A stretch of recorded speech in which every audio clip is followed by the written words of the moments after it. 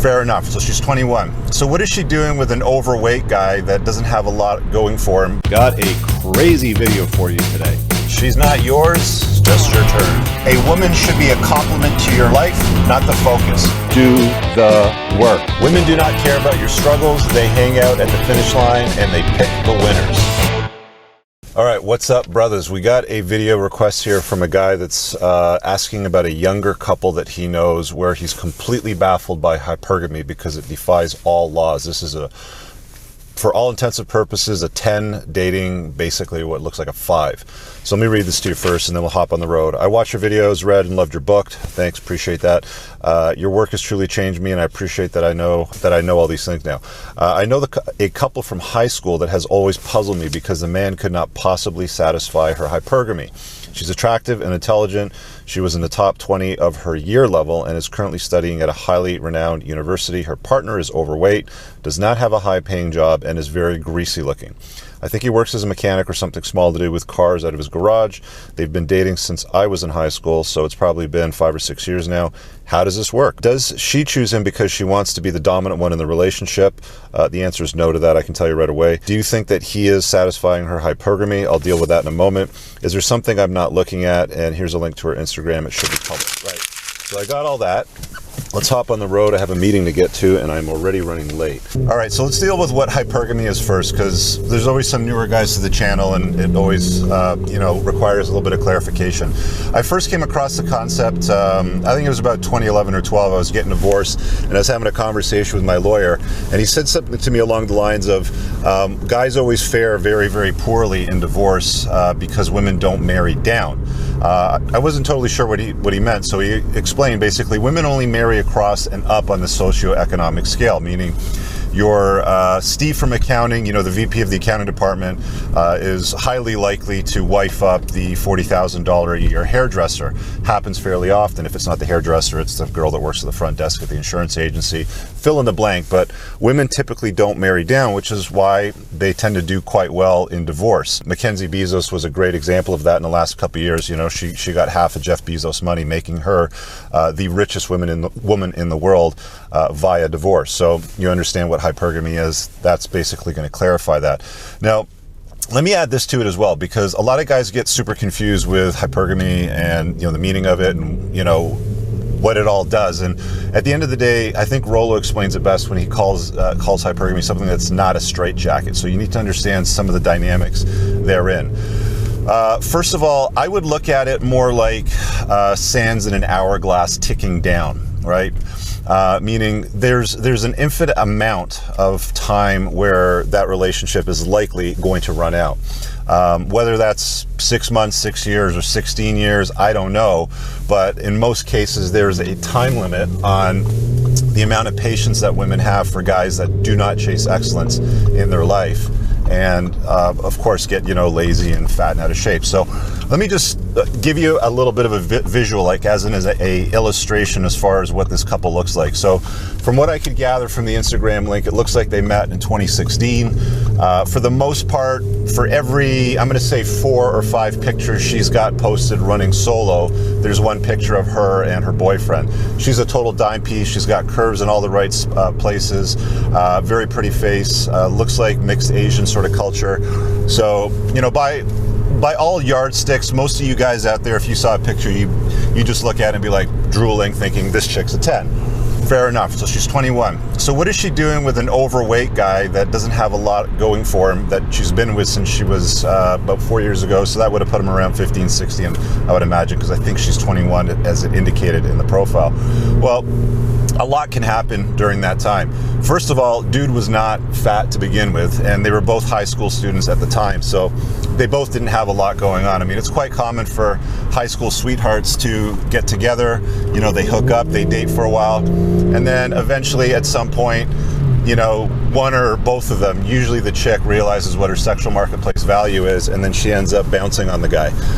It's not that uncommon that you see couples will be together in high school, they go to university, and then they break up. Usually in university or coming out of university, usually because she bounces on him, she finds some guy that's more of a Chad than the guy that she's with. So at this point in time, yeah, he's not very attractive. He's definitely overweight. He's probably pushing like 250, 275, maybe even close to 300. He'll get there in no time at the trajectory that he's on. But what I can tell you is this. This will be a good indication that things are starting to fall apart for them. And it'll be, you're going to see less posting frequencies of her and him together and more posting frequencies of her in sexy poses. Now, for the most part right now, there are a lot of sexy poses of this chick on her own. Like, we're talking bikini model pictures. She's definitely got dudes sliding into her DMs, and when you look at the comments, there's a lot of like hearty faces and you're beautiful, and you know, for the most part it's from her girlfriends right now, but you're starting to see more posts from other dudes.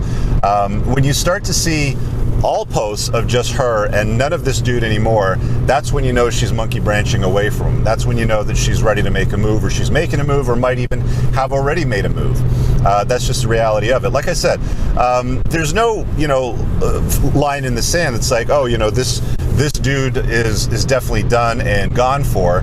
They were probably both at the SMV, at the same SMV point when they met in 2016. He's gotten fatter.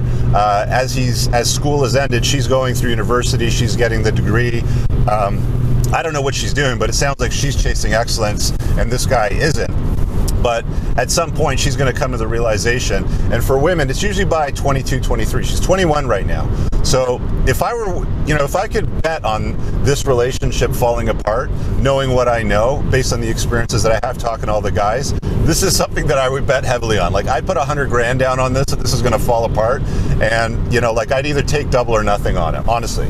That's how confident I am in watching these things unfold, and I've seen this happen thousands of times now.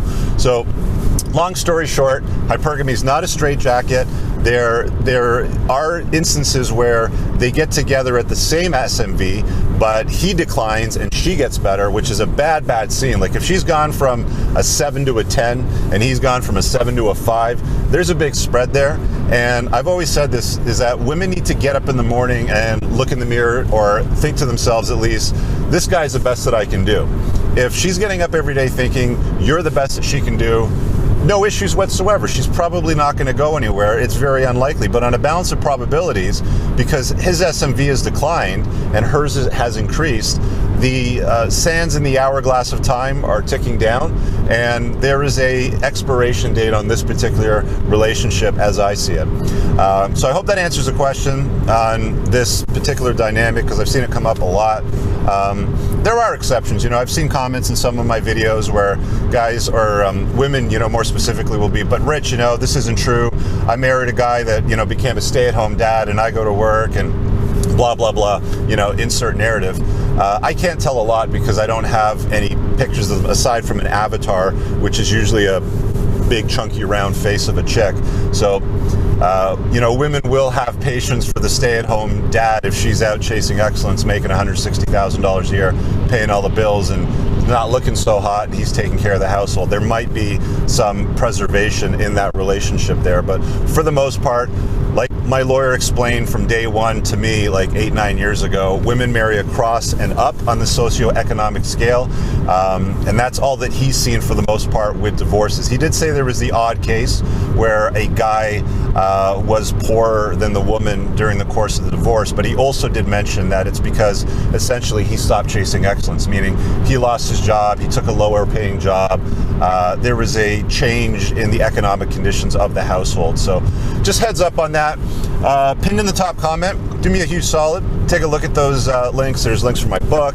You want to join the men's community, request a video, sponsor video topic, books I recommend guys read, all that good stuff. Check it out.